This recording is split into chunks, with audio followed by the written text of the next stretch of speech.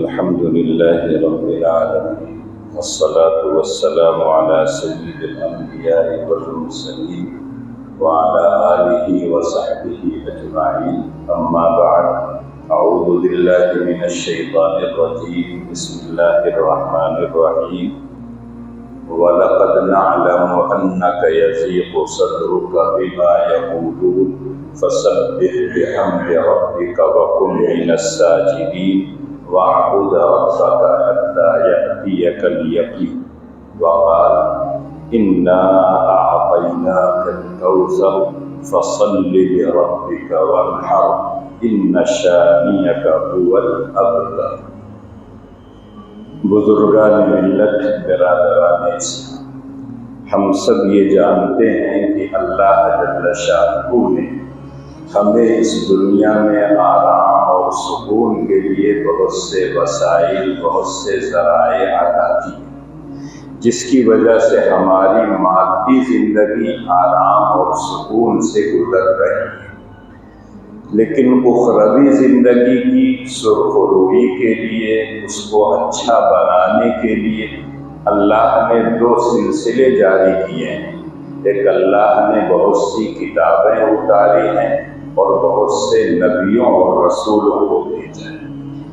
انبیاء کا سلسلہ حضرت آدم علیہ السلام سے شروع ہوتا ہے، جو ابو البشر ہیں، اور یہ سلسلہ ختم ہوتا ہے خیر البشر محمد مصطفیٰ احمد مجتبیٰ صلی اللہ علیہ وسلم۔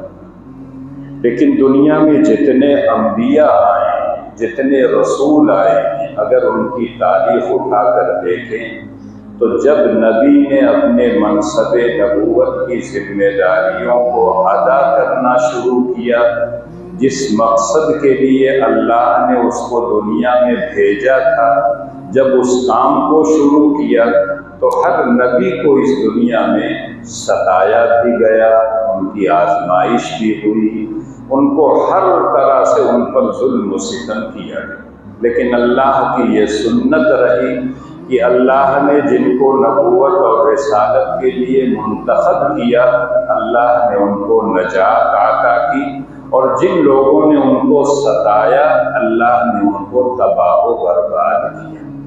تاجدار مدینہ سرکار دو عالم صلی اللہ علیہ وسلم جب اس دنیا میں تشریف لے آئے اور مکہ مکرمہ میں 40 سال رہے، ابھی نبوت اور رسالت کی ذمہ داریاں آپ کو نہیں ملی ہیں، مکے کے باشندوں کی زبان پر آپ کے لیے تھا کہ آپ صادق ہیں، آپ امین ہیں، آپ سچے ہیں، جو کہتے ہیں وہ کرتے ہیں، اور آپ امانت دار ہیں، اور آپ کی امین ہونا آپ کا اتنا مشہور تھا کہ جو لوگ آپ کو اپنا دشمن سمجھتے تھے وہ بھی اپنی امانتیں آپ کے پاس رکھتے تھے۔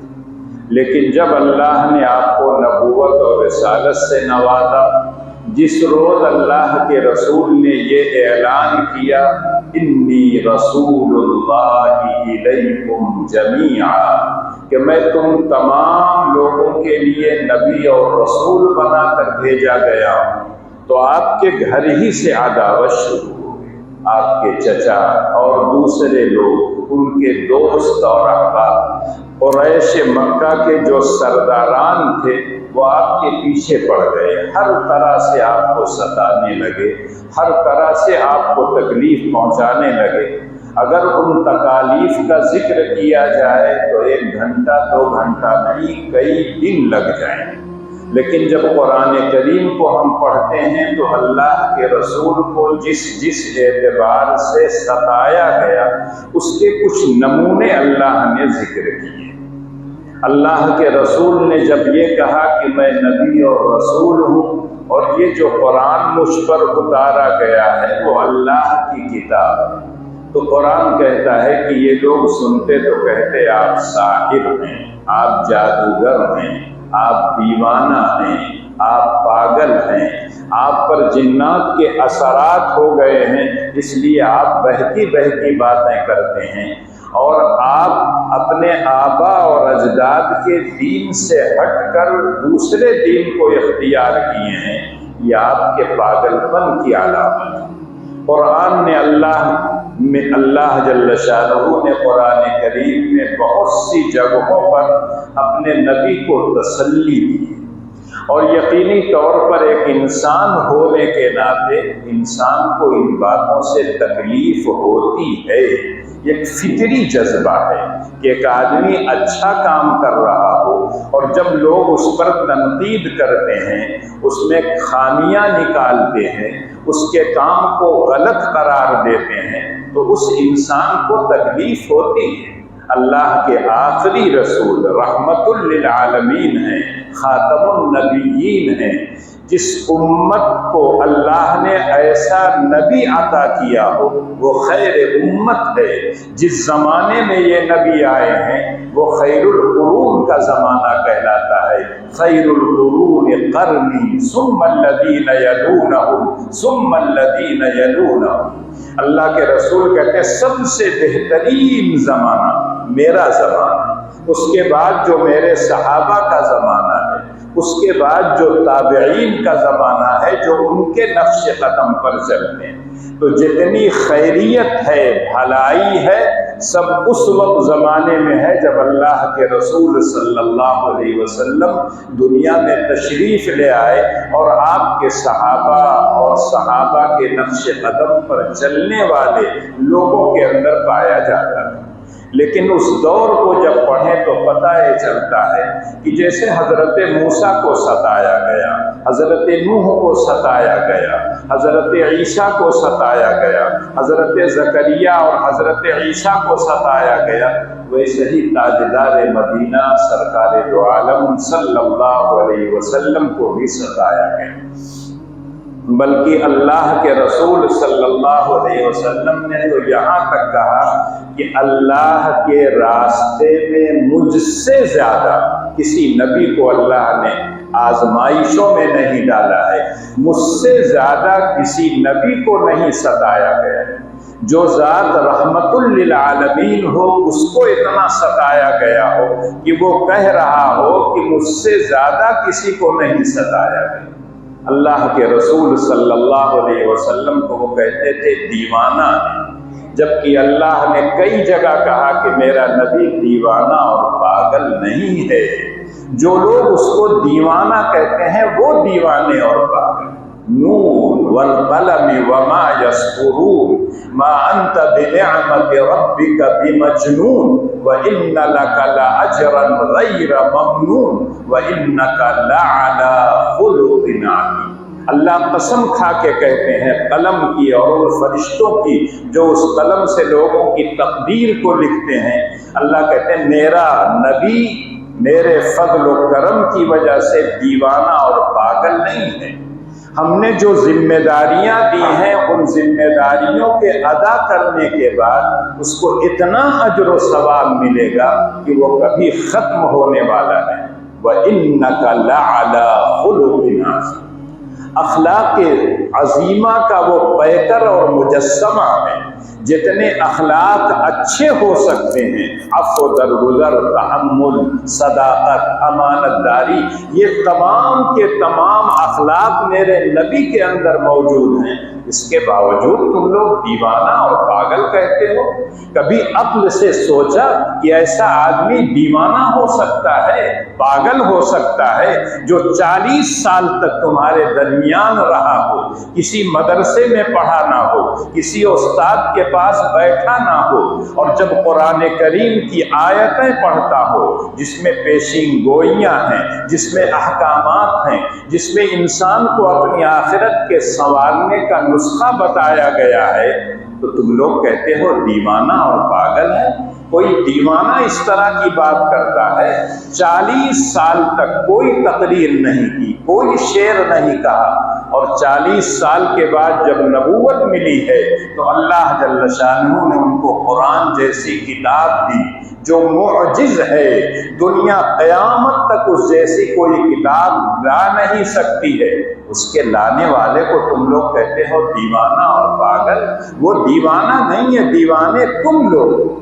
لیکن اللہ کے رسول کو جب یہ تکلیف ہوتی تھی کہ میں تو امت کا خیر خواہ ہوں، مجھ کو اللہ نے نبوت اور رسالت سے نوازا ہے، مجھ سے کہا کہ اس کام کو کرو، اگر تمہیں ڈر ہے کہ لوگ تکلیف پہنچائیں گے تو اللہ نے اسی وقت کہہ دیا تھا واللہ یعصمک من الناس، اللہ آپ کی حفاظت کریں گے، دنیا کی کوئی طاقت آپ کو تکلیف نہیں پہنچا سکتی۔ لیکن انسان ہونے کے ناطے جب لوگ اس طرح کی غلط باتیں کہتے ہیں تو ایک فطری اور طبعی جذبہ ہوتا ہے کہ انسان کو دکھ ہوتا ہے، انسان کو رنج ہوتا ہے کہ مفت میں یہ خیر میں بانٹ رہا ہوں، لیکن اس کے باوجود لوگ طنز کرتے ہیں، تان و تشنیع کرتے ہیں۔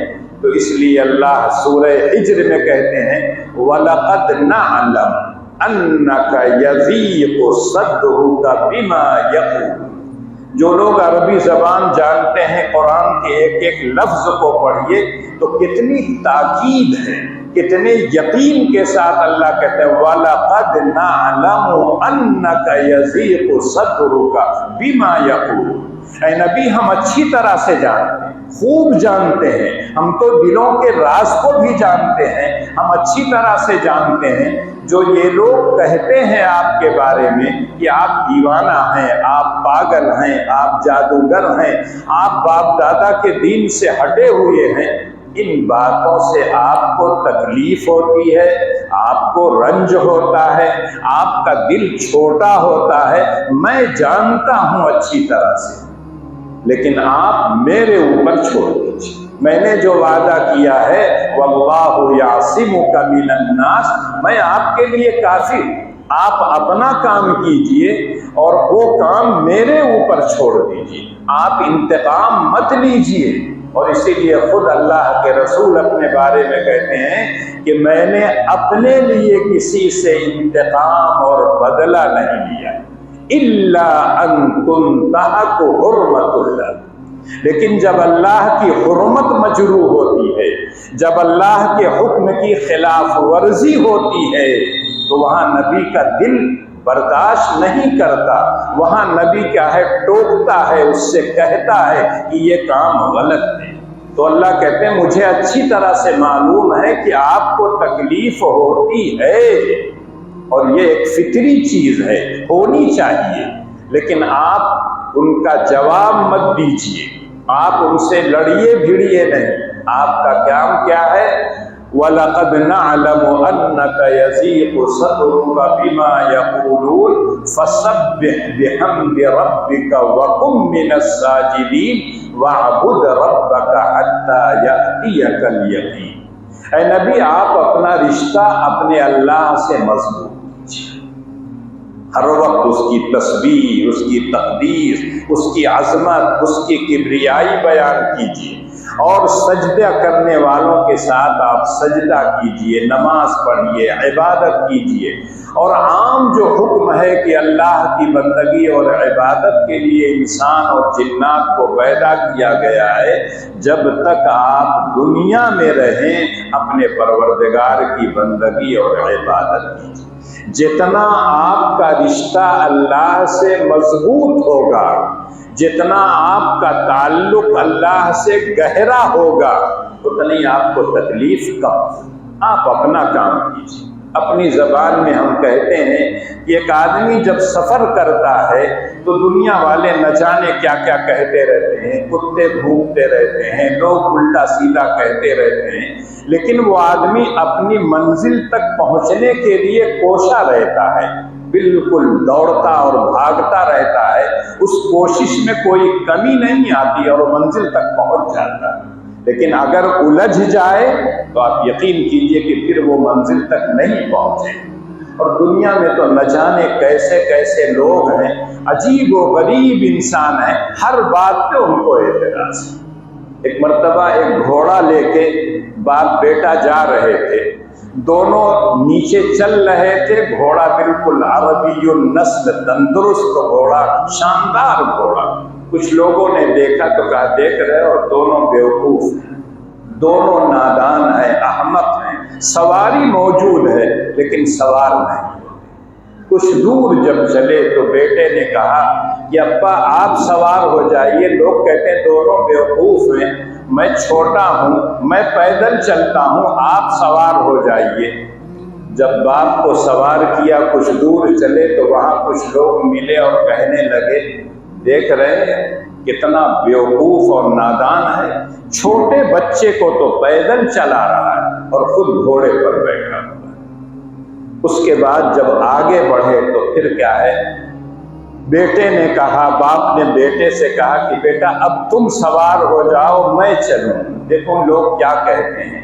तो जब कुछ दूर और गए तो किसी ने कहा कि देख रहे हैं बेटा छोटा होकर बैठा हुआ है पीठ पर घोड़े के और बाप को पैदल चला रहा है। फिर जब और आगे चले तो दोनों सोचने लगे कि क्या करें, जो शक्लें हो सकती थी वो तो हो गई, अब एक शक्ल बचती है, दोनों घोड़े पर सवार। बाप बेटा दोनों घोड़े पर सवार हो गए तो कुछ लोगों ने देखा और कहने लगे, देख रहे दोनों बेवकूफ हैं, घोड़ा दोनों सवार हो गए। अरे एक आदमी सवार होता, एक पैदल चलता, पहले पैदल चले तब शिकायत, दोनों नीचे चल रहे थे तब शिकायत, दोनों घोड़े पर सवार हो गए तब भी क्या है तनकीद और तब भी एतराज। अब एक ही शक्ल थी कि बाप बेटा अपने ऊपर घोड़े को सवार कर लेते, तो ये तो जो आदमी देखता वो खुद कहता कि इससे बड़ी नादानी क्या हो सकती है। तब बाप ने बेटे को समझाया, बेटा ये सब बातें सुनी जाती हैं और सुनकर एक कान से निकाल दिया जाता है, उस पर असर नहीं लिया जाता। अगर असर लोगे तो मंजिल तक नहीं पहुंच पाओगे, तुम्हारा सफर अधूरा रह जाएगा। नबी को जो जिम्मेदारी दी जाती है, नबी उन जिम्मेदारियों को अदा करता है। कोई गाली दे, कोई दीवाना कहे, कोई पागल कहे, कोई रास्ते में कांटा बिछाए, कोई घर झाड़ू देकर तमाम झाड़ू के सामान को, गलाजतों को आपके घर में फेंक दे, आपके घर के सामने फेंक दे, सारी चीजें बर्दाश्त करते हैं, इसलिए कि जो काम मिला है उनको अगर इन लोगों से उलझेंगे तो वो काम नहीं कर पाएंगे। तो अल्लाह ने अपने नबी से कहा, आप अपना काम कीजिए, मुझसे ताल्लुक मजबूत कीजिए और उसके बाद अपने काम में लगे रहिए, मैं इनके लिए काफी, आने दीजिए इनको, फिर मैं देख लूंगा कि मुझको क्या क्या करना है। और यही वजह है कि अल्लाह के रसूल सल्लल्लाहु अलैहि वसल्लम ने इतनी लंबी जिंदगी गुजारी, 40 साल नबूवत से पहले, 13 साल मक्के में नबूवत के बाद, फिर 10 साल मदीने तैयबा में,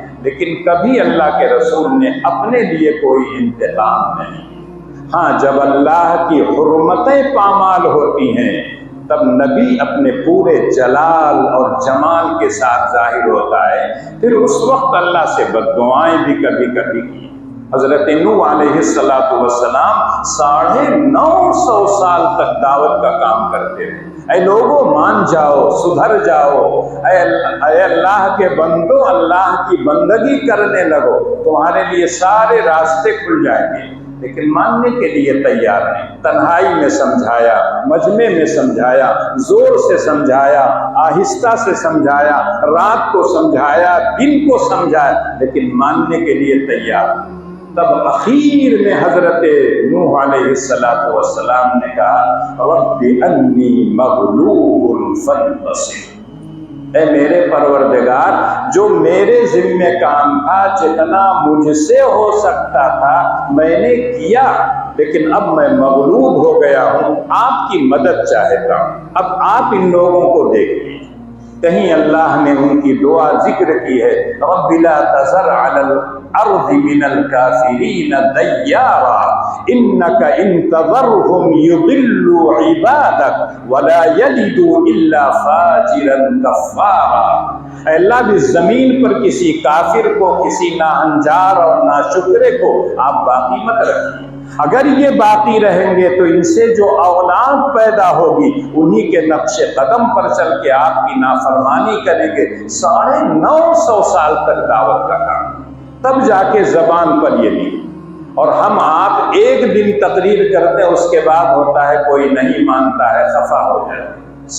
950 سال بہت دن ہوتے ہیں، اور اتنی مدت تک کرنے کے بعد تب بھی اللہ کے رسول صلی اللہ علیہ وسلم مکے میں رہے، مدینہ طیبہ رہے، لیکن ایک واقعے کے سلسلے میں آتا ہے کہ اللہ کے رسول صلی اللہ علیہ وسلم کی زبان سے بد دعا کے کلمات نکلے تھے۔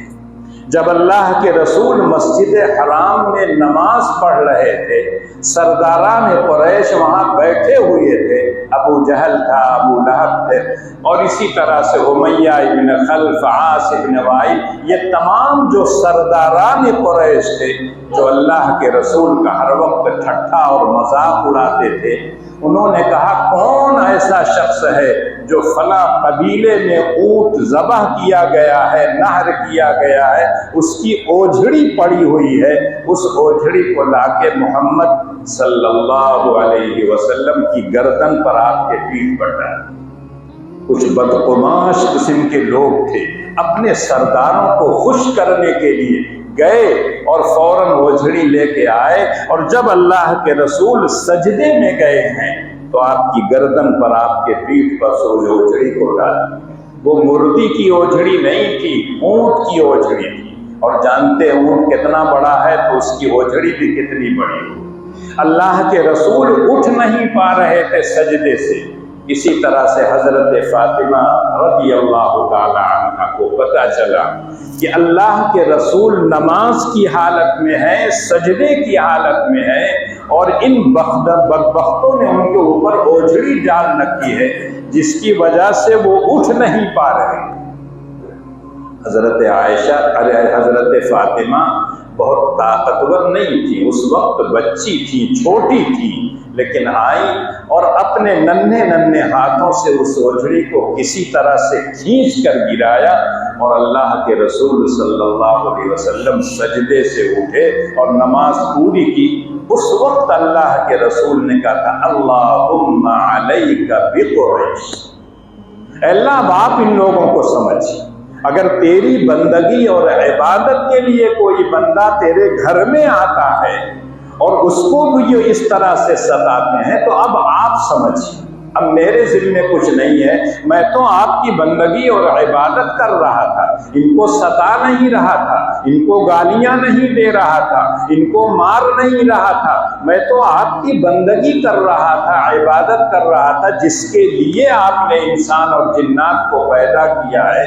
لیکن یہ لوگ اس کو بھی نہیں بخشتے ہیں۔ وَأَنَّهُ لَمَّا قَامَ عَبْدُ اللَّهِ كَادُوا يَكُونُونَ عَلَيْهِ لِبَدًا، جب اللہ کے رسول، اللہ کا بندہ عبادت کے لیے کھڑا ہوتا ہے تو یہ لوگ ایسا ٹوٹ پڑتے ہیں اس کے اوپر جیسے کوئی بھیڑ کسی آدمی کو مارنے کے لیے ٹوٹ پڑتی ہے۔ جب وہ قرآن پڑھتا ہے تو کہتے ہیں لا تسمعوا لهذا القرآن، مت سنو قرآن، شور مچاؤ تاکہ قرآن کی آواز تمہارے کانوں کے ذریعے دل میں نہ پہنچے اور تمہارے دل سے اللہ کی پر ایمان لانے کا جذبہ اور داعیہ نہ پیدا ہو، تم سنو مت۔ اللہ کے رسول جب مکے کی گلیوں میں جاتے تھے اور لوگوں سے کہتے تھے ایک اللہ کی بندگی اور عبادت کرو، تو ابو لہب جو ان کا چچا تھا، بہت خوبصورت، آنکھ کے شعلے کی طرح چمکتا ہوا اس کا چہرہ تھا،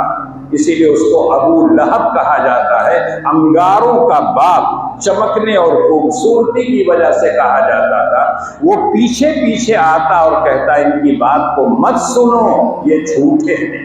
اب اندازہ کیجئے کہ چچا مخالفت کر رہے ہیں اور کہہ رہے ہیں کہ یہ جھوٹا ہے، اس کی بات کو مت سنو، اس وقت بھتیجے کی کیفیت کیا ہوگی ہم کو اور آپ کو اندازہ کرنا چاہیے کہ جب اللہ کے رسول صلی اللہ علیہ وسلم کے ساتھ یہ سب ہوا ہے، اور جب اللہ کے رسول کو حکم ملا وَأَنذِرْ عَشِيرَتَكَ الْأَقْرَبِينَ، اے نبی اب آپ اپنے گھر سے نکلیے اور اپنے رشتہ داروں کو جو قریبی ہیں، اپنے چچا کو، اپنی پھوپھی کو، اپنے پھوپھا کو، اپنی چچا اور چچی کو، سب لوگوں کو اللہ کی طرف بلائیے اور جب اللہ کے رسول صلی اللہ علیہ وسلم نے اعلان کیا کہ کوہ صفا کے پاس سب لوگ آ جائیے، اس زمانے کا وہی رواج تھا، پہاڑی پر چڑھ کر اصلی بات جو ڈرانے کی ہوتی تھی وہ بات کہی جاتی تھی۔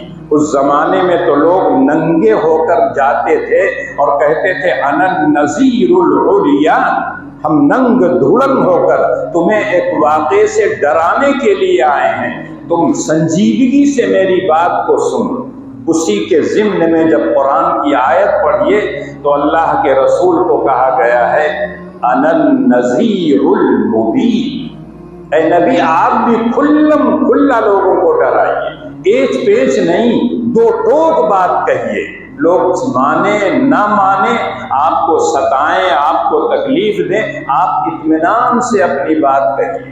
جب اللہ کے رسول نے بلایا سب کو اور ایک ایک کا نام لے کر کہا کہ اے بنو ہاشم کے لوگوں، اے عبد المطلب کے ماننے والوں، اے عبد مناف کے لوگوں، اے میرے چچا، اے میری پھوپھیاں، سب کو نام لے کر کہا کہ اللہ کے عذاب سے اگر بچنا چاہو تو اللہ پر ایمان لے، لا اغنی عنک من اللہ شیئا، میں تمہارے کام آ ہی نہیں سکتا جب تک اللہ پر ایمان نہیں لے آؤ۔ اپنی بیٹی کو مخاطب کر کے کہا یا فاطمہ بنت محمد انقذی نفسک، اے محمد کے بیٹی فاطمہ اپنے آپ کو بچاؤ، جہنم سے نکالو، اللہ کے عذاب سے اپنے آپ کو دور رکھو، میں تمہارے کام نہیں آ سکتا۔ اس وقت ابو لہب بھی موجود تھا اس مجمع میں، اور اس نے کہا تبا لک الہذا جمعتنا، ہلاکت اور بربادی ہو تمہارے لیے، تم فنا ہو جاؤ، مر جاؤ، ہلاک ہو جاؤ، برباد ہو جاؤ، اس لیے تم نے ہم کو جمع کیا۔ یہ بات تو تم گھر بھی کہہ سکتے تھے۔ نبی اکرم صلی اللہ علیہ وسلم نے کوئی جواب نہیں دیا۔ آپ کی خاموشی، آپ کا سکوت، یہ اس بات کی دلیل ہے کہ نبی نے اپنے لیے کبھی انتقام نہیں لیا، وہ خاموش رہے، لیکن اللہ کی طرف سے ساتوں آسمان کے اوپر سے پوری ایک سورت نازل ہوئی، تبت یدا ابی لہب ما اغنی عنہ مالہ وما کسب سیصلی نارا ذات لہب وامرأته حمالة الحطب فی جیدها حبل من مسد۔ محمد ابن عبداللہ نہیں ہلاک ہوں گے، ابو لہب تمہارا ہاتھ ٹوٹ جائے، تم برباد ہو جاؤ، تمہاری بیوی برباد ہو جائے، جو چغل خوری کرتی ہے اور رسیاں لے کر جاتی ہے، جنگل سے لکڑیاں لے آتی ہے اور اس میں جو کانٹے ہوتے ہیں وہ نبی اکرم صلی اللہ علیہ وسلم کے راستے میں بچھاتی ہے، تم ہلاک ہوگے، تمہاری بیوی ہلاک ہوگی، محمد ابن عبداللہ نہیں ہلاک۔ یہ اللہ کی طرف سے پوری ایک سورت نازل ہوئی۔ اسی طرح سے اللہ کے رسول صلی اللہ علیہ وسلم کے ندینہ کوئی اولاد زندہ نہیں رہی۔ حضرت قاسم، ابراہیم، عبداللہ دنیا میں آئے لیکن ان کا انتقال ہو گیا۔ جب اللہ کے رسول کے بیٹوں کا ایک ایک کر کے انتقال ہوتا رہا تو سرداران قریش کہنے لگے یہ تو ابتر ہیں، مقطوع نسل ہیں، مقطوع ذکر ہیں، جب تک یہ دنیا میں رہیں گے لوگ ان کا نام لیتے رہیں گے، اور جب دنیا سے یہ چلے جائیں گے تو ان کا نام لینے والا کوئی نہیں رہے گا، یہ بے نشان ہوں گے، کوئی ان کا نام نہیں لے گا، اس لیے کہ نسب اولاد میں ندینہ اولاد سے چلتی ہے، بیٹوں سے چلتی ہے، ان کا کوئی بیٹا نہیں ہے تو ان کے جانے کے بعد ان کا کوئی ذکر کرنے والا نہیں ہو۔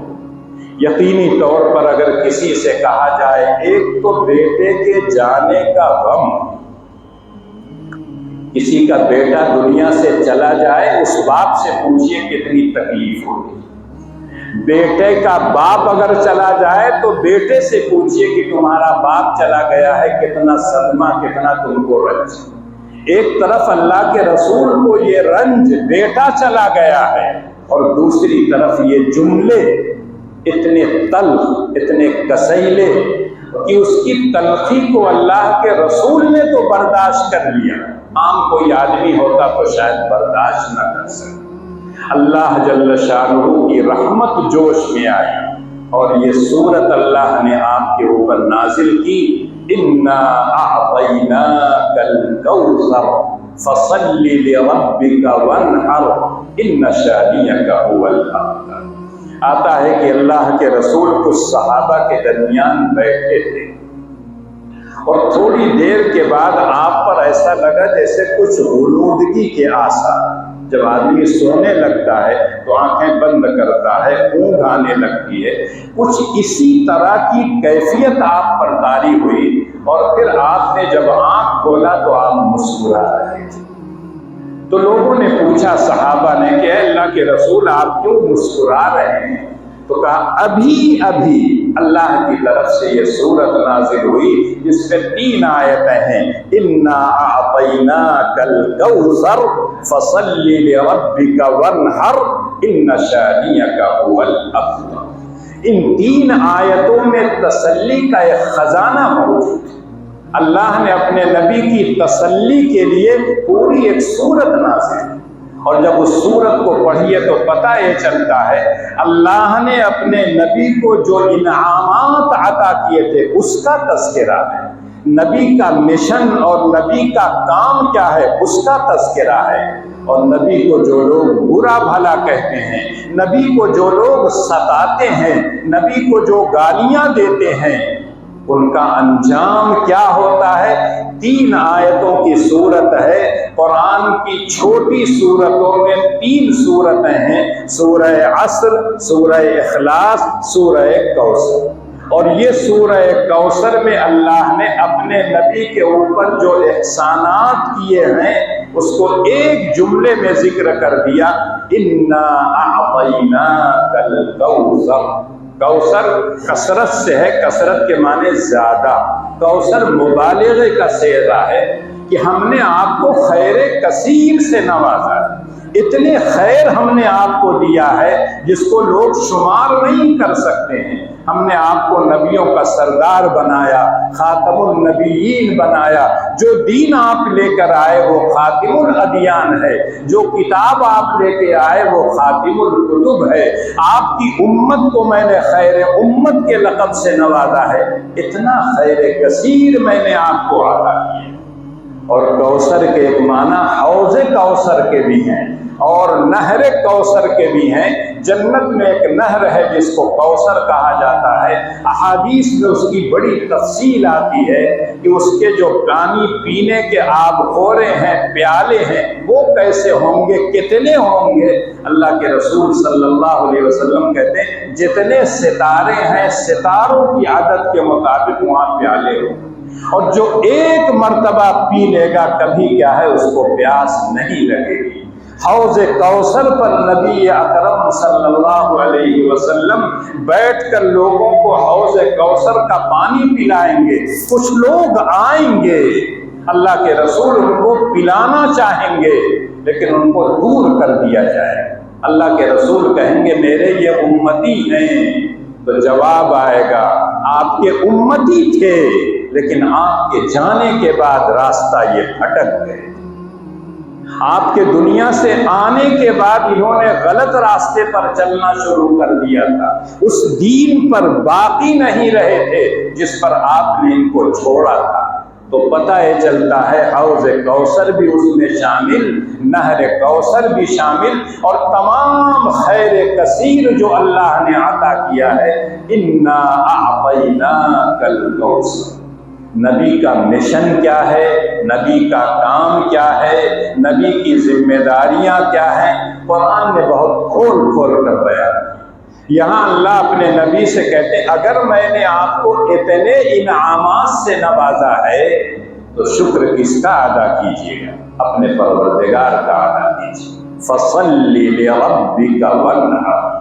اپنے رب کے لیے نماز پڑھیے، دکھانے کے لیے نہیں، ریاکاری کے لیے نہیں، نمود کے لیے نہیں، اپنی بزرگی کو ظاہر کرنے کے لیے نہیں، اللہ کے بندے ہو، اللہ کی بندگی اور عبادت کرو۔ فَصَلِّ لِرَبِّكَ وَانْحَرْ۔ اور قربانی کرو۔ ایک ہوتا ہے ذبح، جو عام جانوروں کو جب آپ زمین پر لٹا کے اس کے گردن پر چھری چلاتے ہیں اس کو ذبح کہا جاتا ہے، اور اونٹ کو جب ذبح کیا جاتا ہے تو اس کے لیے لفظ آتا ہے نحر۔ اس کو کھڑا کر کے یہاں مارتے ہیں چھری، اس کے بعد جب خون نکل جاتا ہے، گر جاتا ہے، تب اس کی کھال وغیرہ چھوڑاتے ہیں۔ قرآن میں عام طور سے جب پڑھیں گے جہاں نماز کا تذکرہ آتا ہے وہاں عام طور سے زکوٰۃ کا تذکرہ، اقیموا الصلاۃ وآتوا الزکاۃ، یقیمون الصلاۃ ویؤتون الزکاۃ۔ لیکن اللہ نے یہاں اسلوب بدل دیا، فصل لربک وانحر۔ کچھ عبادتیں جسمانی اور بدنی ہوتی ہیں، اس میں سب سے اہم عبادت نماز، اور کچھ عبادتوں کا تعلق مال سے ہوتا ہے، وہ مالی عبادتیں ہوتی ہیں جس میں قربانی آتی ہے، اور حج کرنے جب جاتے ہیں تو وہاں مال اور جسم دونوں عبادتیں ہیں۔ اللہ نے کہا فصل لربک وانحر، نماز بھی میرے لیے پڑھو، بدن سے جو عبادتیں کرتے ہو، جسمانی جو عبادتیں کرتے ہو وہ بھی میرے لیے ہو، اور جو مالی عبادتیں ہیں وہ بھی میرے لیے کرو، اور انہی مالی عبادتوں میں سے ایک عبادت ہے قربانی۔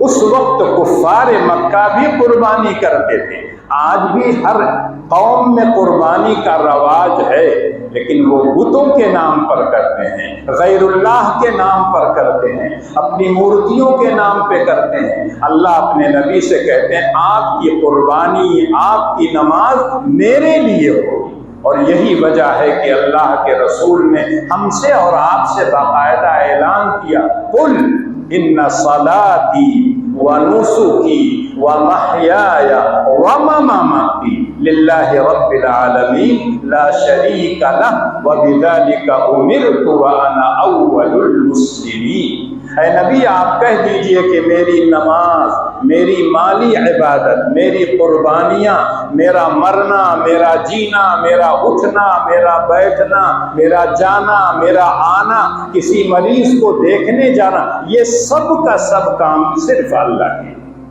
کسی اور مقصد سے نہیں۔ جو کام بھی آپ کریے اللہ کی خوشنودی اور رضا جوئی کے لیے کیجئے تو آپ یقیناً کامیاب اور کامرا ہوں گے۔ اور کون اللہ؟ جو رب العالمین ہے، رب المسلمین صرف نہیں ہے، رب العرب نہیں ہے، اس کی صفت ہی ہے الحمدللہ رب العالمین۔ رب العالمین اپنے نبی سے کہہ رہا ہے جو رحمت للعالمین، وہ رحمت المسلمین نہیں ہے، رحمت للعرب نہیں ہے، وہ تو سب کے نبی ہیں، ہمارے بھی نبی ہیں، اور قیامت تک جتنے لوگ آئیں گے سب کے نبی ہیں۔ جو مانتا ہے اس کو امت اجابت کہا جاتا ہے، جو نہیں مانتا ہے اس کو امت دعوت کہا جاتا ہے۔ ساری امتیں اللہ کے رسول صلی اللہ علیہ وسلم کی، لیکن امت اجابت بن کے رہو گے تو خیر و برکت نازل ہوگی، اور اگر ایمان نہیں لاؤ گے تو ان کا کام ہے کہ ایمان کی دعوت دیں۔ اگر ایمان لے آتے ہیں بہت اچھی بات ہے، نہیں لاتے ہیں تو ہم کو کچھ کہنے کی ضرورت نہیں، وہ جانتا ہے، وہ فیصلہ کرے۔ فَصَلِّ لِرَبِّكَ وَانْحَرْ إِنَّ شَانِئَكَ هُوَ الْأَبْتَرُ۔ شانی کہتے ہیں معاند کو، مخالف کو، جو آدمی خلاف کرے، عناد کرے، آپ کا دشمن ہو۔ اللہ کہتے ہیں آپ مقطوع النسل نہیں ہیں، آپ کے جو دشمن ہیں، آپ سے جو عداوت رکھتے ہیں، جن کے دلوں میں عداوت کی آگ بھڑک رہی ہے، وہ ابتر، آپ نہیں ابتر ہیں۔ آپ کا ذکر خیر تو میں نے اتنا بلند کر دیا ہے کہ اتنا ذکر تو کسی کا نہیں ہوگا۔ وَرَفَعْنَا لَكَ ذِكْرَكَ، اے نبی ہم نے آپ کے ذکر کو بلند کر دیا ہے۔ اور جب پوچھا گیا اللہ کے رسول صلی اللہ علیہ وسلم سے تو آپ نے کہا جہاں جہاں اللہ کا تذکرہ ہوتا ہے وہاں وہاں میرا بھی تذکرہ۔ اذان میں جب آپ کہتے ہیں اللہ اکبر، اشہد ان لا الہ الا اللہ، اشہد ان محمد رسول اللہ، اگر یہ جملہ نہ کہیں تو اذان ناقص کامل نہیں ہوگی۔ جب تکبیر آپ کہتے ہیں جیسے اشہد ان لا الہ الا اللہ کہتے ہیں، ویسے ہی اشہد ان محمد رسول اللہ کہتے ہیں۔ جب آپ نماز کی حالت میں اللہ کی کتاب کی تلاوت کرتے ہیں اور قعدے میں بیٹھتے ہیں، جب التحیات پڑھتے ہیں تو آپ کہتے ہیں التحیات للہ والصلوات الی آخری، اخیر میں آپ کہتے ہیں السلام علیک ایھا النبی ورحمۃ اللہ۔ جیسے اللہ کا تذکرہ آیا وہیں اللہ کے نبی کا بھی تذکرہ آیا۔ بلکہ میں آپ سے 2 ہاتھ اور آگے بڑھ کر کہنا چاہتا ہوں، جب آپ کی دل کی دھڑکنیں رک جائیں گی، آپ کی سانس آنا جانا بند ہو جائے گی، دنیا سے آپ کا رشتہ کٹ جائے گا، آپ کے چاہنے والے 2 گز زمین میں لے جا کے دفن کر دیں گے، وہاں کوئی رہتا نہیں ہے، آپ ہوں گے، آپ کے اعمال ہوں گے، نہ بیٹا ہوگا نہ بیٹی ہوگی، نہ آپ کا دوست ہوگا نہ آپ کا ساتھی ہوگا، نہ آپ کے چمچے ہوں گے نہ آپ کے خدم و حشر ہوں گے، تنہا آپ ہوں گے۔ اور اس وقت 2 فرشتے آئیں گے کالے کلوٹے ایک دم ڈراؤنی شکل میں، اور آپ کو بیٹھا کے 3 سوال کریں گے، من ربک، ما دینک، ماذا تقول فی ھذا الرجل۔ وہاں آپ سے یہ نہیں پوچھا جائے گا کتنے مکان بنا کے آئے ہو، انجینئر تم بن گئے، کتنے مریضوں کو تم اچھا کر کے آئے ہو، بہت بڑے ڈاکٹر تھے۔ اس کی ممانعت نہیں ہے، یہ کام ہے، سیکھنا ہے، لیکن آخرت میں جن چیزوں کے بارے میں سوال ہوگا وہ سوال یہ 3 ہوگا، من ربک، ما دینک، ماذا تقول فی ھذا الرجل۔ کس کی عبادت کرتے تھے، تمہارا پروردگار کون تھا، کس طریقے پر تم چلتے تھے، کس کی زندگی تم نے اپنایا تھا، اور ان کے بارے میں جانتے ہو؟ نبی اکرم صلی اللہ علیہ وسلم کی شبیہ دکھا کر پوچھا جائے گا، ان کو جانتے ہو؟ جو آدمی ایمان لایا ہوگا، نبی کے بتائے ہوئے طریقے پر چلا ہوگا، نبی کی سنتوں کو اپنایا ہوگا، نبی کے نقش قدم پر چلا ہوگا، وہ تو خوش ہو کر کہہ دے گا ھذا نبینا محمد صلی اللہ علیہ وسلم۔ یہ تو ہمارے پیارے نبی ہیں جنہوں نے ہم کو صراط مستقیم دکھایا تھا، جنہوں نے ہم کو صحیح راستہ دکھایا تھا، جنہوں نے ہمیں جنت اور جہنم کی خبریں بتائی تھی، اللہ کے نیک بندے کیسے ہوتے ہیں یہ ذکر کیا تھا، دنیا میں کس لیے بھیجے گئے ہو یہ نبی نے بتایا تھا۔ تو وہاں بھی نبی کے متعلق سوال ہوگا، نبی کا تذکرہ وہاں بھی آئے گا۔ اور آپ جانتے ہیں کہ جب حوض کوثر سے اللہ کے رسول پانی پلائیں گے وہاں بھی نبی موجود ہیں۔ اس کے بعد تب آپ جنت میں جائیں گے اور وہاں بھی قرآن کہیں سفارش کرے گا، کہیں اللہ کے رسول سفارش کریں گے، تب آپ کا بیڑا پار ہوگا۔ تو اللہ اپنے نبی سے کہتے ہیں ان شانئک ھو الابتر۔ آج کوئی جانتا ہے عاص بن وائل کون تھا، ابو جہل کون تھا، ابو لہب کون تھا؟ جب ذکر آتا ہے تو اس حیثیت سے آتا ہے کہ انہوں نے اللہ کے رسول کو ستایا تھا، انہوں نے اللہ کے رسول کو گالیاں دی تھی، انہوں نے اللہ کے رسول کے گھر میں غلاظت پھینکی تھی، ان لوگوں نے اللہ کے رسول کے راستے میں کانٹا بچھایا تھا۔ یہ وہ لوگ ہیں، ان کا ذکر خیر نہیں ہوتا ہے، بلکہ نبی کے ساتھ ساتھ ان کا ذکر اس حیثیت سے ہوتا ہے کہ اللہ کے رسول کو ان لوگوں نے ستایا تھا۔ ان شانئک ھو الابتر۔ لوگ یہ سمجھتے ہیں کہ اللہ کے رسول کی نرینہ اولاد ہیں، لیکن بیٹیاں تو آپ کی تھیں، آپ کی چہیتی بیٹی حضرت فاطمہ تھی، حضرت فاطمہ کے 2 بیٹے تھے حسن اور حسین، ان کی نسل چلی ہے، تو یہ تمام کے تمام کہاں جائیں گے؟ نبی اکرم صلی اللہ علیہ وسلم سے جڑتے ہیں، اور سارے لوگوں کا رشتہ اللہ کے رسول ہی سے جا کے جڑتا ہے، تو یہ تو تمام کی تمام ان کی نسبی اولاد کہلاتی ہیں۔ نبی امت کے لیے باپ کے درجے میں ہوتا ہے، امت نبی کے لیے بیٹے کے درجے میں ہوتی ہے۔ یقینی طور پر اللہ کے رسول کے اتنے امتی، اتنے لوگ قیامت تک جتنے لوگ ایمان لے آئیں گے سب اللہ کے رسول کی روحانی اولاد ہیں، اور خود اللہ کے رسول کہتے ہیں اس دن میں اللہ کے سامنے فخر کروں گا کہ اللہ کے رسول، اللہ مجھے آپ نے اخیر میں بھیجا، لیکن میرے ماننے والے اور زیادہ ہیں، تمام نبیوں سے زیادہ۔ انی مکافر بکم الامم، دنیا جانتی ہے، آسمان اور زمین گواہ ہیں، جن لوگوں نے اللہ کے رسول کو ستایا تھا، جن لوگوں نے کہا مقتول نسل ہیں، جن لوگوں نے کہا تھا ان کا ذکر خیر نہیں ہوگا، اب تو یہ ختم ہو جائیں گے، کوئی نام لیوا نہیں ہوگا، لیکن آج دنیا کے کسی گوشے میں چلے جائیے، ہر وقت نبی اکرم صلی اللہ علیہ وسلم کا ذکر خیر ہوگا۔ یہاں اذان ختم ہوتی ہے دوسرے ملک میں، دوسرے ملک میں، پھر تیسرے ملک میں، کوئی ایسا وقت نہیں گزرتا ہے جس میں اللہ کے ساتھ ساتھ اللہ کے رسول کا ذکر۔ قرآن جب تک پڑھا جائے گا تب تک نبی اکرم صلی اللہ علیہ وسلم کا تذکرہ ہوگا۔ جب تک اللہ کے نیک بندے دنیا میں نبی کے بتائے ہوئے طریقے پر چلتے رہیں گے تب تک ہمیشہ نبی اکرم صلی اللہ علیہ وسلم کا ذکر خیر ہوگا۔ تو اللہ نے چھوٹی سی صورت میں ان انعامات کا تذکرہ کیا جو اللہ نے اپنے نبی کو دی، اور آپ کا جو مشن تھا اس کا تذکرہ کیا۔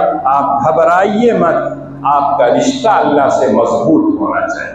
کہیں اسی بات کو کا فَاصْبِرْ كَمَا صَبَرَ أُولُو الْعَزْمِ مِنَ الرُّسُلِ وَلَا تَسْتَعْجِلْ لَهُمْ، اے نبی آپ اسی طرح سے صبر سے کام لیجئے جیسے اولو العزم پیغمبروں نے کام کیا تھا۔ حضرت نوح نے 950 سال، حضرت ابراہیم کو آگ میں ڈالا گیا تب بھی، حضرت ایوب کو اللہ تعالیٰ نے مرض میں مبتلا کیا، اسی طرح سے تمام انبیاء کو ان کی قوموں نے ستایا لیکن انہوں نے صبر سے کام کیا۔ اور یہی صبر جو ہے ہم آپ یہ سمجھتے ہیں کہ لاچاری ہے، بے بسی ہے، عاجزی ہے، اور ہم یہ سمجھتے ہیں یہ بزدلی ہے، یہ بزدلی نہیں ہے، یہی ہماری اور آپ کی بھول ہے۔ صبر اللہ کی طرف سے اتنی بڑی نعمت ہے، اتنی بڑی نعمت کوئی ہو نہیں سکتی۔ ان اللہ مع الصابرین، اللہ کی رفاقت صبر کرنے والوں کو۔ کہیں اللہ نے اسی کو الفاظ بدل کے کہا، یا ایھا الذین آمنوا استعینوا بالصبر والصلاۃ، اے ایمان والو جب پریشانیاں آئیں، جب مصیبتیں آئیں، جب آفات بلیات تمہارے اوپر آئیں، استعینوا بالصلاۃ والصبر، اللہ سے مدد چاہو، نمازیں پڑھو، دعائیں کرو۔ رشتہ جب اللہ سے مضبوط ہوگا تمہاری تمام مصیبتیں ختم ہو جائیں۔ اسی بات کو حضرت موسیٰ نے اپنی قوم سے کہا تھا، استعینوا باللہ واصبروا، اللہ سے مدد چاہو، اللہ کے علاوہ کوئی اس دنیا میں نہیں ہے جو آپ کا بھلا یا برا چاہے تو کر دے، صرف وہ ذات ہے، فعال لما یرید، جو چاہے وہ کرتا ہے، اس کے کسی کام میں کوئی آدمی روک نہیں سکتا ہے۔ کسی نے کتے کو پانی پلا دیا، اس کی مغفرت کر دی، دنیا کا کوئی انسان نہیں کہہ سکتا کیوں آپ نے معاف کر دیا۔ ایک شخص نے بلی کو کھانا نہیں کھلایا اور بلی کو چھوڑا نہیں اپنا چارہ حاصل کرنے کے لیے، اللہ نے کہا یہ جہنم میں جائے، کوئی نہیں پوچھنے والا، لا یسأل عما یفعل، لیکن انسان بڑے سے بڑا ہو جائے اس سے پوچھا جائے یہ کام تم نے کیوں کیا ہے، یہ کام تم نے کیوں نہیں کیا ہے۔ تو اللہ کی ذات تو فعال لما یرید ہے، اللہ جو چاہتے ہیں کرتے ہیں۔ تو جب انسان کا رشتہ اللہ سے مضبوط ہوگا تو یقیناً اللہ کی طرف سے امن، چین، سکون ملے گا۔ کہیں اللہ کہتے ہیں وَاصْبِرْ وَمَا صَبْرُكَ إِلَّا بِاللَّهِ وَلَا تَحْزَنْ عَلَيْهِمْ وَلَا تَكُ فِي ضَيْقٍ مِّمَّا يَمْكُرُونَ إِنَّ اللَّهَ مَعَ الَّذِينَ اتَّقَوْا وَالَّذِينَ هُمْ مُحْسِنُونَ، اے نبی آپ صبر کیجئے، اور صبر بغیر اللہ کی توفیق کے نہیں کر سکتے ہیں۔ اور آپ رنجیدہ مت ہوئیے، غمگین مت ہوئیے۔ جو لوگ یہ آپ کے خلاف تدبیریں کر رہے ہیں اس سے آپ اپنا دل چھوٹا مت کیجیے۔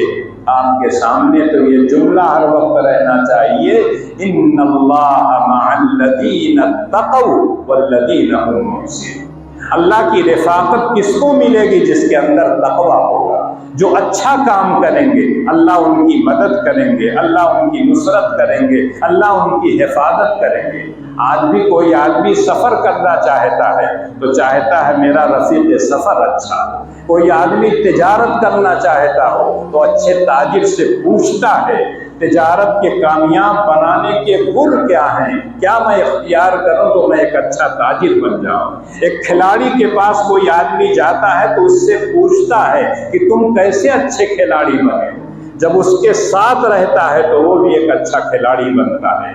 جس کے ساتھ اللہ ہو، اللہ کا تقویٰ اس کے دل میں ہو، اللہ کے لیے اچھے اعمال کرتا ہو تو اللہ کہتے ہیں میں اس کے ساتھ۔ تو کیا کبھی وہ ناکام ہوگا، نامراد ہوگا؟ کبھی نہیں ہوگا۔ آج جو حالات ہیں قیامت تک نبی کے خلاف آوازیں اٹھتی رہیں گی۔ بہت سے ایک دم گندے قسم کے لوگ ایک ایسی ذات پر جو اللہ کے بعد ہے، اللہ نہیں ہے، بعدت خدا بزرگ تو یہ قصہ مختصر۔ کتنی بھی تعریف اللہ کے رسول کی کیجیے، اخیر میں صرف یہ کہنا پڑتا ہے اللہ اکبر۔ اس کے نیچے جو ہیں سب سے بہترین انسان اللہ کے رسول صلی اللہ علیہ وسلم۔ اس کو اگر کوئی آدمی گندا کہے، برا کہے، اس کو گالیاں دے، اس کی زبان گندی ہوگی، اس کے اوپر تھوکے گا آسمان کو تو اس کے اوپر آئے گا۔ ہم کو اور آپ کو کچھ کرنا نہیں ہے، ہم کو جو کرنا ہے وہ ہم کرنے کے لیے تیار ہیں، اور جو نہیں کرنا ہے وہ کرتے ہیں تو ان کو شہ ملتی ہے کہ دیکھو مسلمان یہ ہوتے ہیں۔ ارے کسی آدمی کو مانتے ہو، اگر کسی نے برا کہہ دیا تو کیا اتنا چلا رہے ہو، سڑک پہ جا رہے ہو، دکانیں توڑ رہے ہو، دکانیں بند کروا رہے ہو؟ یہ سب کرنے کی ضرورت نہیں ہے۔ آپ کو جو کرنا ہے وہ یہ ہے کہ نبی سے اگر عشق ہے، نبی سے اگر محبت ہے، نبی کی ایک ایک سنت کو ہمارے گھروں میں نبی کی سنتیں مٹ رہی ہیں، اور اللہ کے رسول نے کہا تھا جس وقت سنتیں مٹ رہی ہوں، میری ایک سنت کو اگر کوئی آدمی زندہ کرے گا تو 100 شہیدوں کا اجر پائے گا۔ آج بہت سے نوجوان کہتے ہیں جہاد کا حکم دیجیے۔ جہاد کرنا بڑا مشکل کام ہے، ذروۃ سنامہ الجہاد۔ نبی کی سنت کو اپنانا بڑا آسان کام ہے، لیکن آسان سنتوں کو بھی ہم نے چھوڑ رکھا ہے۔ مسواک کرنا اللہ کے رسول کی سنت ہے، کتنے لوگ اس سنت پر عمل کرتے ہیں؟ برس چاہیے، 8 بجے سو کے اٹھیں گے، اللہ کے رسول کہیں سویرے سو سویرے اٹھو۔ نبی کی یہ سنت ہے کہ عشاء کے بعد زیادہ دیر تک بات مت کرو، عشاء سے پہلے مت سو، نماز پڑھ کر تب سو۔ اللہ کے رسول کی ایک ایک ادا حدیث کی کتابوں میں موجود ہے۔ آپ کیسے چلتے تھے، آپ کیسے کھاتے تھے، آپ استنجا کیسے کرتے تھے، آپ کیسے ملتے تھے بچوں سے، بوڑھوں سے، دشمنوں سے، ایک ایک چیز موجود ہے اور بالکل صحیح طور پر موجود ہے۔ وہ افسانوی نہیں ہے جیسے اور مذاہب میں ہے، یہ بالکل حقیقت ہے، اور اس حقیقت کے مطابق اگر اپنے نبی کو آپ نے مان لیا، صرف زبان سے نہیں، ان کے نقش قدم پر چلنے لگے، تو آپ یقین کیجئے کہ آپ کبھی بھی ناکام اور نامراد ہیں۔ دنیا میں عزت کپڑے سے نہیں ملتی، مال سے نہیں ملتی، قوت اور طاقت سے نہیں ملتی۔ عزت ملتی ہے جب اللہ دینا چاہے۔ حضرت عمر فاروق رضی اللہ تعالیٰ عنہ کا صرف ایک واقعہ پڑھ لیجئے۔ جب بیت المقدس فتح ہوا تھا اور ان یہودیوں نے کہا تھا کہ ہم چابی تمہارے امیر المومنین کو دیں گے، حضرت عمر فاروق رضی اللہ تعالیٰ عنہ جب چلے ہیں مدینہ طیبہ سے، ایک اونٹ ہے اور ایک خادم، اور یہ دونوں آدمی جا رہے ہیں، باری باری اونٹ پر بیٹھتے ہیں اور جب حضرت عمر رضی اللہ تعالیٰ عنہ کی باری آئی ہے بیت المقدس کے قریب پہنچے ہیں، تو اس وقت پکڑ کر نکیل لے جانے کی باری عمر کی تھی رضی اللہ تعالیٰ عنہ، اور غلام کی باری تھی بیٹھنے کی۔ اس نے کہا حضرت آپ بیٹھ جائیے، آ گیا ہے۔ کہا نہیں، تمہاری باری ہے بیٹھنے کی، تم بیٹھو گے۔ اور اس وقت حضرت عمر رضی اللہ تعالیٰ عنہ جو کپڑا پہنے ہوئے تھے، بعض روایتوں میں آتا ہے 72 کیا ہے پیوند لگے ہوئے، 1 2 نہیں 72 پیوند لگے ہوئے۔ لوگوں نے کہا کہ اس کو آپ بدل لیجئے، شاندار جوڑا پہن لیجئے، لوگ کیا کہیں گے؟ انہوں نے کہا لوگ کیا کہیں گے یہ مجھ کو نہیں دیکھنا، میرا رب کیا چاہتا ہے، میں اسی میں خوش ہوں۔ اللہ نے مجھ کو اتنا ہی دیا ہے جس سے میں پیوند لگا کے پہن سکوں، تو میں پیوند لگا ہوا پہن کے جاؤں گا۔ ان کو خوش کرنے کے لیے میں اچھا لباس نہیں پہنوں گا۔ اللہ نے جو عزت دی تھی، لیٹے ہوئے ہیں ریت پر، اور لوگ آئے کہنے کہ تمہارا امیر کون ہے؟ کہا یہ نہ کوئی جلال ہے، نہ کوئی وہ ہے، ایک تو نہ کوئی خادم ہے، نہ کوئی یہ نگہبان ہے، ریت پر اللہ کا بندہ سویا ہوا ہے، لیکن اس کی ہیبت لوگوں کے دلوں میں ہو۔ جب انسان اللہ کو مان لیتا ہے، اللہ کے نبی کے بتائے ہوئے طریقے پر چلتا ہے، تو اللہ تعالیٰ لوگوں کے دلوں میں اس کی محبت بھی پیدا کرتے ہیں، اور دشمنوں کے دلوں میں اس کی ہیبت اور روب پیدا کرتے ہیں۔ آج ہمارا تعلق نہ اللہ سے رہا، نہ اللہ کے رسول سے رہا، نہ اللہ کی کتاب سے رہا، کٹی ہوئی پتنگ کی طرح ہیں، جو چاہے لوگ۔ اس لیے آپ کو صرف یہ کرنا ہے، نبی کے نقش قدم پر چلیے، ساری عزتیں، ساری کامیابیاں آپ کے پیروں تلے آئیں گی۔ اللہ ہم کو اور آپ کو کہنے اور سننے سے زیادہ عمل کی توفیق۔